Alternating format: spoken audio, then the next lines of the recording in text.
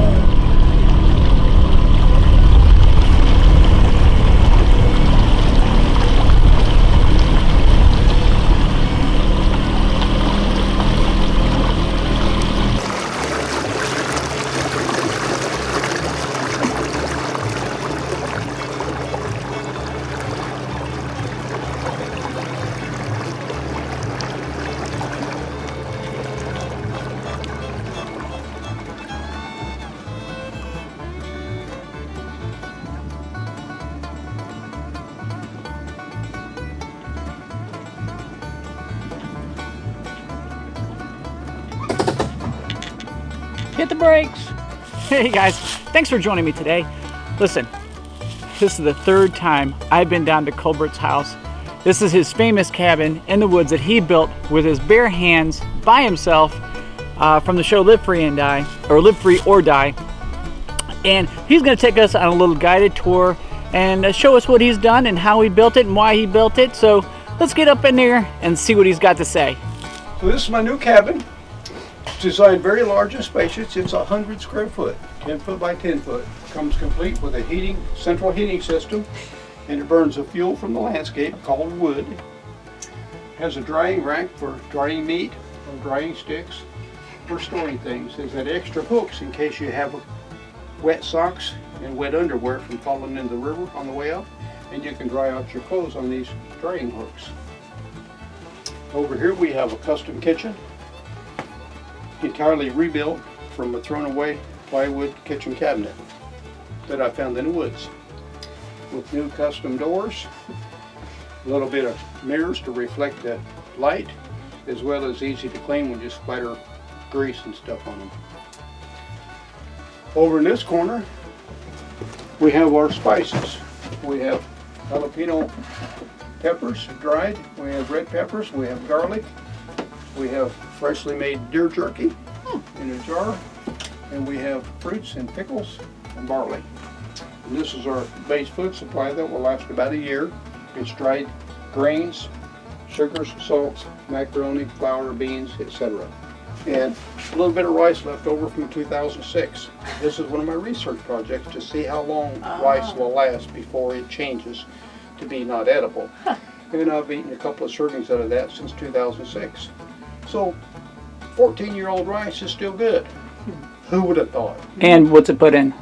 It's put in a soda bottle with a screw on tight lid. We have spaghetti here, and this part of that is 10 years old and some of it's 23 years old, but it's still good. Macaroni and spaghetti has an indefinite long shelf life. Over here we have our fresh spring water. As soon as you put it in this container, it immediately becomes potable spring water, no matter where the hell you got the water from. And you push this button, which makes all my guests feel good, because when they push a button and water comes out, they feel comfortable. Don't ever look in the lid, because what you'll see is slightly murky water, and you'll notice the sediment soaked to the bottom. The heavy particulates, the sediment. Wow. And it drains up above the bottom, so the sediment soaks to the bottom. It's a natural filtration system. Not unlike the stream, where the heavy bit goes to the bottom and the light stuff floats to the top. As soon as you get your fire going, you put on some water to warm stuff up. This right here is my handy dandy chopping block, so I can take small sticks, pieces of firewood, and if I need to custom trim them, I can simply lay them up there and make little pieces out of a big piece for better consumption in the fire. Cut it in half, you'll have twice as many pieces. And I guarantee you, both of them will be smaller. No, that's not algebra. Now, the other thing that I have, a nice modern convenience, is a battery-powered radio. It's got many channels, many forms of lies. Different radio channels have different types of lies. Misinformation, distortion, some deception. However, a wise person can listen to this and separate the fact from the fiction, from the entertainment. It's all there. It's up to you to figure it out. This is homemade table with a lifting lid where secret items are. This is contraband in there. Over here we have our library, reference resource of outdoor skills and sporting activities. Survival library. And over here we have artwork, primitive skills of nets, fish spears, archery equipment, and the custom-made arrow rack that I made out of the cartridge of a 357 cartridge box. It happened to be the right size, so I mounted the box, built a box around it, now it holds arrows. And my world famous box hat. And this right here, the couch, is a combination couch, day bed, guest quarters, spare bedroom, and mother-in-law suite.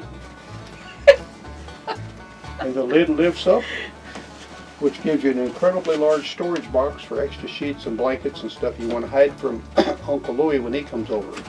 Or bodies, you know. Yeah, things you want to hide. Oh, what else do we have? Oh, we have a thermometer right here. I saw the thermometer. The thermometer, you look at that dial, and if it's anywhere between straight up and a little bit to the right, you should be okay, no matter what you're wearing, wet or dry. When it gets really far to the right, you should go get in the water because it's hot. Your ass is sweating. Yeah. And if it goes real far to the left, you should put on more clothes or make it fire. Notice we only have 10 foot by 10 foot, but we have an enormous amount of free space to dance, to sing, Yes. to entertain guests, to walk around. So we have a living room, we have a desk, office space, Yoga room. a kitchen, central heating system, a nice kitchen, What more could you need? and storage. But wait, there's more. Should I have lots of guests that prefer to sleep in separate locations, I have another bedroom, a master bedroom. So this is a 2-bedroom cabin. It's a 2-bedroom. We have 4 kitchens in this cabin, and we have up to 6 sleeping areas, 6 bedroom, 4 kitchens, and no bathroom. Because when you gotta go, you ain't got time to build one. And if you ain't gotta go, you don't need one.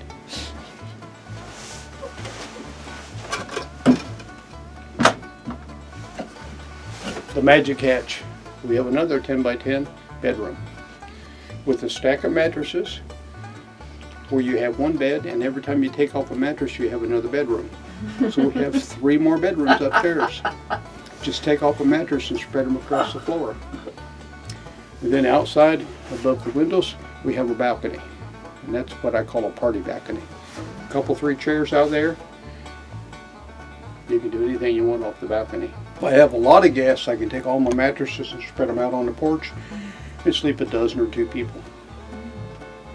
A massive place. And my property consists of about 2.5 million square feet of living space. Some of it's underwater at times. Yeah, that's your outdoor swimming pool. Yeah. Yeah, I have a 1/4-mile jacuzzi. It's called a river. And it's good for hunting, fishing, canoeing, bathing, playing, watering, or drinking. So don't pee in the pool. Don't pee in the pool. We have several thousand trees that you can use to fertilize should you need to make a fertilized deposit on the earth.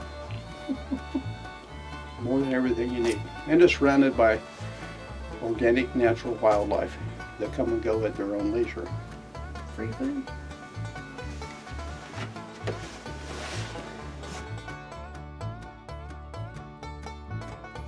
You ever walk on thin ice until the fire's already lit? You can always tell if it goes bad because you smell it and your nose burns and your eyes water. Okay. If your nose burns, your eyes water, and you put it in your mouth and it hurts like hell, don't swallow it. Probably make your butthole hurt on the way out. Yeah, a few other things. How do you know all this? I didn't read it in a book. I've had a sore butt on before.